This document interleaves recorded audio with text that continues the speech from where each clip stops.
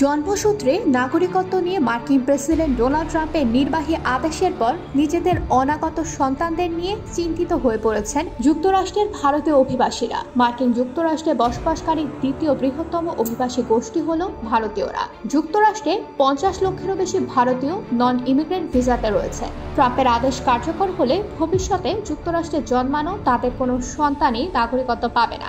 এতদিন বাবা মায়ের অভিবাসন স্ট্যাটাস যাই থাকুক না কেন, তাদের সন্তানদের জন্মসূত্রে মার্কিন নাগরিকত্ব দেওয়া হতো। জন্মসূত্রে নাগরিকত্ব পাওয়ার ক্ষেত্রে ট্রাম্প যে পরিবর্তন আনতে চান সেই সংক্রান্ত মামলায় প্রাথমিকভাবে 2 সপ্তাহের স্থগিতাদেশ দিয়েছিল সিয়াটল আদালত।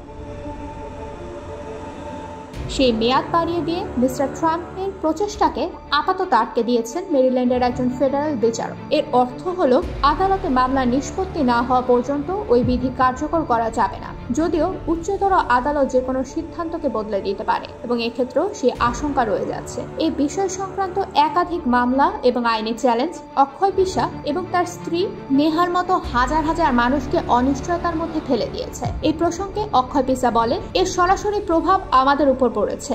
যদি এই বিধি কার্যকর হয় তাহলে আমরা জানি না এর পরে কি হবে। এটা সম্পূর্ণ ধোঁয়াশার মতো একটা ব্যাপার। এদিকে সন্তান জন্মের নির্ধারিত তারিখ যত এগিয়ে আসছে ততই উদ্বেগ বাড়ছে হবু বাবা মায়েদের। আসন্ন সন্তানকে নির্ধারিত সময়ের আগে সি সেকশনের মাধ্যমে প্রসবের বিষয়ে ডাক্তারের সঙ্গে পরামর্শ করছেন নেহা এবং অক্ষয় পিসার মতো অনেকে।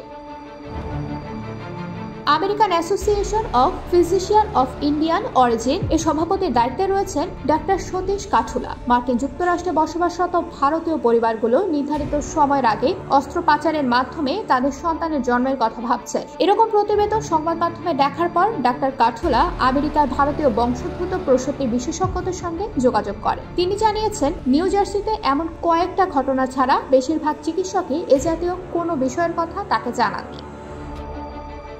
ওহাইও ভিত্তিক ডাক্তার সতীশ কাঠুলা বলেছেন, এমন এক দেশে যেখানে কঠোর চিকিৎসা আইন রয়েছে সেখানে শুধু নাগরিকত্বের জন্য নির্ধারিত সময়ের আগে সি সেকশন করার বিরুদ্ধে আমি দৃঢ় পরামর্শ দিই। আমাদের চিকিৎসকরা নীতিবান। চিকিৎসাগতভাবে প্রয়োজন না হলে তারা কোনোভাবেই সন্তান প্রসবের জন্য অস্ত্রোপচার করবেন না।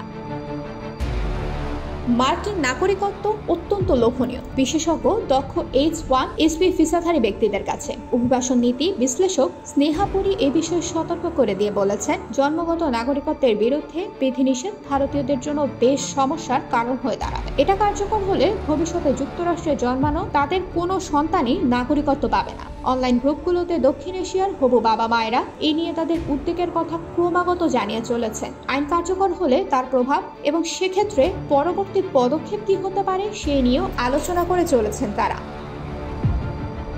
ডোনাল্ড ট্রাম্পের নির্বাহী আদেশে বলা হয়েছে, এটা বৈধ ও স্থায়ী বাসিন্দাদের সন্তানদের মার্কিন নাগরিকত্ব সংক্রান্ত ডকুমেন্টেশন পাওয়ার ক্ষমতাকে কোনোভাবে প্রভাবিত করবে না। তবে মার্কিন যুক্তরাষ্ট্রে স্থায়ীভাবে বসবাসের জন্য প্রয়োজনীয় গ্রিন কার্ড পাওয়া সহজ নয়। তার জন্য যে কোনো বিদেশি নাগরিকদের যতদিন অপেক্ষা করতে হয় তার মধ্যে সবচেয়ে বেশি সময় অপেক্ষা করতে হয় ভারতীয়দের। কারণ যুক্তরাষ্ট্রের বর্তমান নিয়ম অনুযায়ী কোনো একটি নির্দিষ্ট দেশের মানুষকে দেয়া গ্রিন কার্ডের সংখ্যা মোট গ্রিন কার্ডের সংখ্যার 7% বেশি হতে পারবে না। ডোনাল্ড ট্রাম্পের এই সিদ্ধান্তের ফলে ওয়ার্ক ভিসা এবং স্টুডেন্ট ভিসায় আসা ভারতীয়দের মধ্যে উদ্বেগ আরো বেড়েছে। এরা অবশ্য ইতোমধ্যেই তাদের আইনি অনিশ্চয়তার সম্পর্কে অবগত ছিলেন। তাদের কাছে একটাই গ্যারান্টি ছিল, যুক্তরাষ্ট্রে জন্মানো তাদের সন্তানদের নাগরিকত্ব। কিন্তু সেই বিষয়েও এখন সংশয় দেখা দিয়েছে।